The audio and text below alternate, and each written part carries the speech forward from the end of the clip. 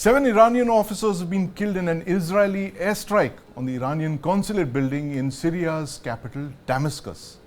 Now, the death include 3 brigadier generals of the elite Quds force. The Iranian president has threatened war and retaliation. Now, Iran and Syria's governments have condemned the attack, which destroyed a building next door to the Iranian embassy. Did Israel's war just get bigger? And what can be the future course? What can be done to mitigate this conflict and to prevent it from escalating further? I'm joined this evening by my colleague Aditya Raj Kaul and Dr. Waiel Awwad, strategic expert of West Asia. Dr. Awwad, welcome to the News9 Plus Show. Dr. Awwad, we were just talking about a ceasefire and the possibility of conflict de-escalation in West Asia, and comes this airstrike on the Iranian consulate. Do you think it's going to get downhill from here?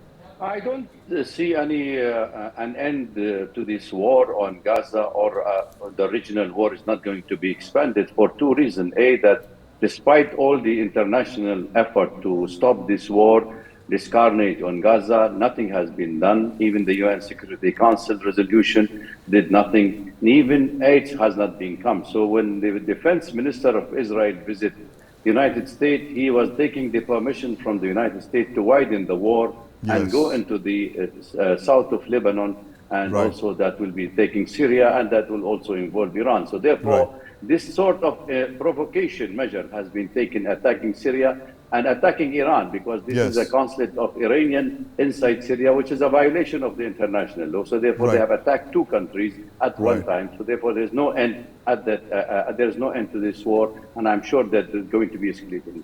There's no end to this war, Aditya. I mean, it's unprecedented. A consulate being attacked. You know, you can debate the Quds force and Iran's role in the proxy wars against Israel separately, but to attack a consulate is almost unthinkable. Why do you think Israel did that? Well, firstly, it's a serious escalation.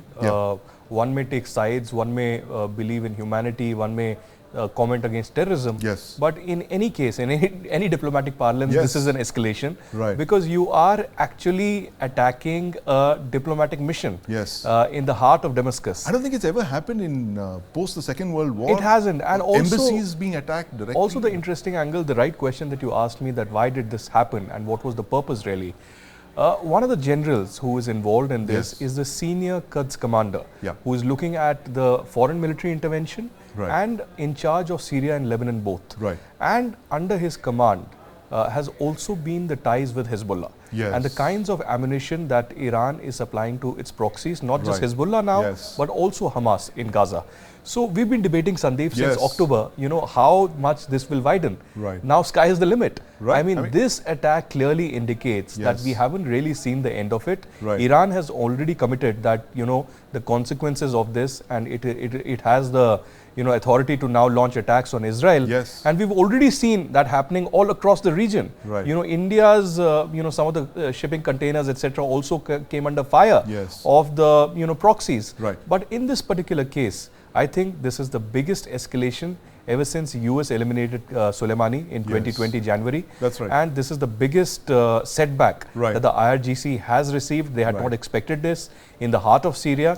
And this will only worsen in the coming days and weeks. It will only worsen, and it's you know, almost more than 6 months after the October 7th attacks, these horrific attacks. I mean, one thought that this conflict would be resolved amicably and there would be a ceasefire, but as you clearly mentioned, that doesn't seem to be happening. Dr. Awwad, what are Iran's options now? President Raisi has been very clear on the way forward, where he says that, you know, as Aditya said, the gloves are off. How would Iran retaliate? Would it be a direct attack from Iran?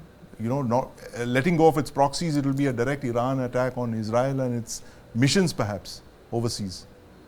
Well, Sandeep, I don't see any direct confrontation between Iran and Israel at the moment. But as Aditya said, and I'm saying, this is a serious escalation, which has already opened all the options. I mean, all options are open. Could be a direct war, could be a proxy war, could be a regional wars, because even the Hashd al-Shabi, or the youth movement in Iraq, has already been in the attack against Israeli target, including resistance forces in Lebanon, Hezbollah, and also the Houthis and the Ansarullah in Yemen. So therefore, I think it's a sort of an escalation which cannot be put an end. But what is worrying us is not that this war is going to be a regional war. Remember, Israel is a nuclear state, and now all the nuclear sites are at the targets, and any regional power can attack it, whether it is Iran, whether it is Hezbollah forces. So therefore, to escalate and to provoke into a kind of a regional war is not going to be easy, because peace and security, global peace and security, is at risk. And I don't think the United States and the West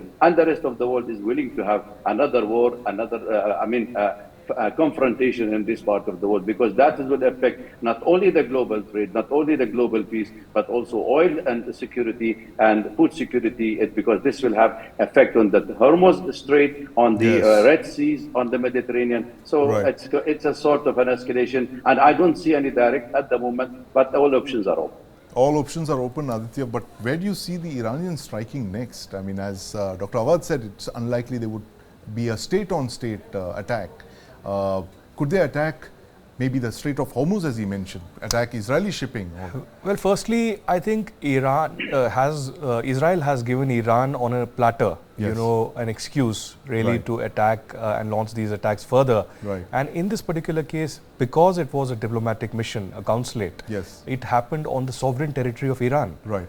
Even if it's only in diplomatic parlance that we are discussing this. But Iran certainly will reply. I again would agree with Dr. Saab when he says that there won't be a direct confrontation, because I think Iran has enough proxies in the region to keep not just Israel but other supporters of Israel, allies of Israel and others engaged in the region. So certainly blocking connectivity, sea routes, attacking region, or scaling up attacks from Lebanon of Hezbollah. Everything seems to be on the cards. But you don't see the possibility of a state attack from Iran onto Not Israel. immediately. I think yes, messaging, threats would certainly escalate to a newer level. Already the foreign minister of Iran has communicated that the consequences, Israel would be blamed.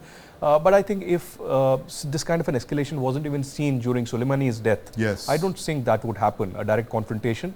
But certainly there will be escalation of the conflict, and it's not only Gaza that is engulfed in this conflict. The wider Gulf, the wider West Asia, is engulfed in it. Absolutely. A wider West Asia that could see an escalation of the conflict that's been on for more than 6 months now. Thank you very much for joining us this evening, Dr. Awwad, my colleague Aditya Raj Kaul.